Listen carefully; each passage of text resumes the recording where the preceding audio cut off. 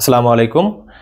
আজকে আমরা আমাদের কাজ শক্তি ক্ষমতার দ্বিতীয় লেকচার শুরু করতেছি। দ্বিতীয় লেকচারে তোমাদের সবাইকে স্বাগতম।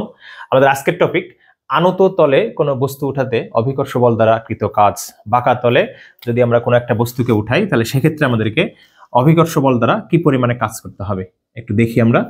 তাহলে আনত একটা তল, আমাদের ভূমির সাথে থিটা কোণে আনত একটা তল।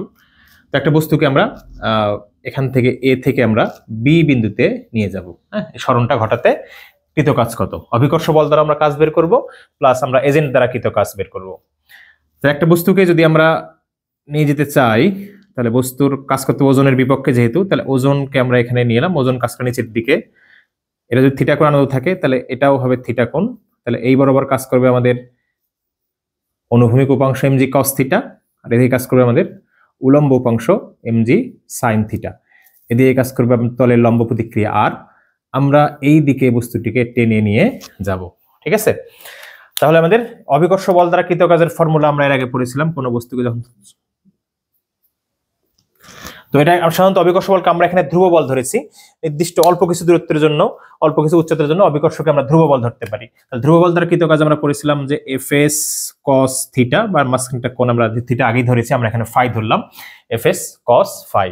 তো অভিকর্ষ বল দ্বারা কৃত কাজ, তো এফ মানে তো অভিকর্ষ বল, অভিকর্ষ বল কাজ করছে কোন দিকে আমাদের, এই দিকে এম জি। এস মানে আমাদের এই দূরত্বটা এ থেকে বি তে নিয়ে গেলে সেটা আমাদের হলো এস।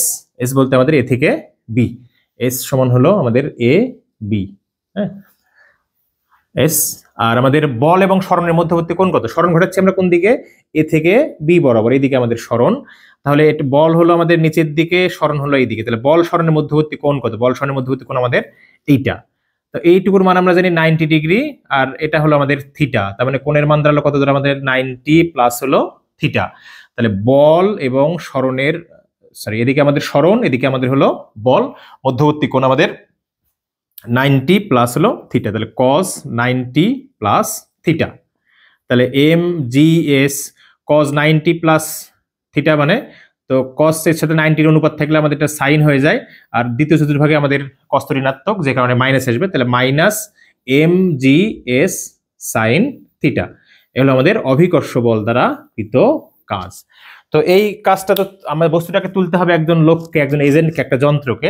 তাহলে এই কাজটা যদি এজেন্ট দ্বারা হয় তাহলে সেক্ষেত্রে কি পরিমাণে কাজ করতে হবে একটু খেয়াল করো। এজেন্ট দ্বারা কৃত কাজ, এজেন্ট দ্বারা কৃত কাজ। এই বস্তুটাকে কিন্তু আমরা ধ্রুব বেগে তুলবো, ধ্রুব বেগে, কোনো ত্বরণ থাকবে না তোলার সময়।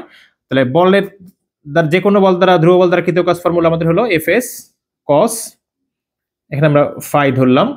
তাহলে এফ বলতে খেয়াল করো আমাদের এখানে, এখানে এম জি এর দুইটা উপাংশ, একটা এম জি কস থিটা, একটা এম জি সাইন থিটা। তাহলে এই এম জি কস থিটা তলের লম্ব প্রতিক্রিয়া আর দ্বারা প্রশমিত হয়ে যাবে। তাহলে আমাদের একমাত্র এইদিকে ক্রিয়াশীল বলটা থাকবে এম জি সাইন থিটা। যেহেতু আমরা বস্তুটাকে ধ্রুব বেগে তুলবো, তার মানে এখানে আমাদের কোনো লব্ধি বল থাকা যাবে না। তাহলে এম জি সাইন থিটার সমপরিমাণ বল যদি আমরা উপরের দিকে প্রয়োগ করি তাহলে বস্তুটা ধ্রুব বেগে গতিশীল হবে। তাহলে এজেন্টকে কত বল প্রয়োগ করতে হবে, এজেন্টকে প্রয়োগ করতে হবে আমাদের এম জি সাইন থিটা। আর সরণ ঘটাবো আমরা এ থেকে বি, তার মানে এস। আর দেখো খেয়াল করো, এজেন্ট বল প্রয়োগ করতেছে এ থেকে বি এর দিকে, আমাদের সরণও ঘটতেছে এ থেকে বি এর দিকে। তাহলে বল এবং সরণের মধ্যবর্তী কোণ কত, 0 ডিগ্রি।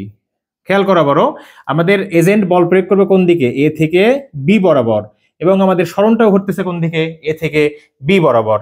বল এবং সরণের মধ্যবর্তী কোণ কত আমাদের 0 ডিগ্রি। cos 0 এর মান জানি আমরা কত, 1। তাহলে M G S sine theta. তাহলে অভিকর্ষ বল দ্বারাও যে পরিমাণে কাজ হয়েছে, এজেন্ট দ্বারাও কিন্তু একই পরিমাণে কাজ, শুধুমাত্র দিকটা কি ঋণাত্মক, কারণ আমরা বস্তুটাকে তুলেছি অভিকর্ষের বিপক্ষে, এর জন্য কাজ নেগেটিভ। আর এজেন্ট যেদিকে বল প্রয়োগ করেছে সরণ আমাদের ওই দিকেই ঘটেছে, ফলে এজেন্ট দ্বারা কৃত কাজ আমাদের কি হয়েছে এখানে, ধনাত্মক। এই হলো আমাদের অভিকর্ষ বল দ্বারা যদি কোনো বস্তুকে আনত তলে উঠাতে চাই কৃত কাজের ফর্মুলা। তো এ পর্যায়ে আমরা একটি ম্যাথ করব। তো ম্যাথটা আমাদের এখানে বলেছে যে 20 কেজি ভরের একটি বস্তুকে যদি আমরা ভূমির সাথে 30 ডিগ্রি কোণে আনত তলবে 10 মিটার সরণ ঘটাবো, অর্থাৎ আমরা এ থেকে বিতে যাব, এইটুকু আমাদের 10 মিটার। এই 10 মিটার সরণ ঘটাতে আমাদের কৃত কাজের পরিমাণ কত। তাহলে 20 কেজি ভরের একটা বস্তুকে এ থেকে বি বিন্দুতে নিয়ে যাব, 30 ডিগ্রি আনত তলবে, কৃত কাজ। এখানে কিন্তু বলা নেই আমাদের অভিকর্ষ বল দ্বারা নাকি এজেন্ট দ্বারা। আমরা এর আগে বলেছিলাম যদি কোথাও উল্লেখ করা না থাকে যে অভিকর্ষ বল বা এজেন্ট, সেক্ষেত্রে আমরা পজিটিভ দিই। এই কাজটা কিন্তু অভিকর্ষ বল দ্বারা নেগেটিভ হবে। যদি উল্লেখ থাকতো যে অভিকর্ষ বল দ্বারা, তাহলে আমরা এখানে -mgh লিখতাম, কিন্তু যেহেতু এখানে আমাদের উল্লেখ করা নাই, সুতরাং এজেন্ট দ্বারা কাজটা আমরা বের করব। তাহলে আমাদের ফর্মুলা কি ছিল? পজিটিভ ছিল, mgh sin থিটা। তাহলে এম এর মান দেখতে পাচ্ছি আমরা 20 কেজি, জি এর মান তো 9.8, আমাদের সরণ হলো 10 মিটার, এখানে হলো sin 30।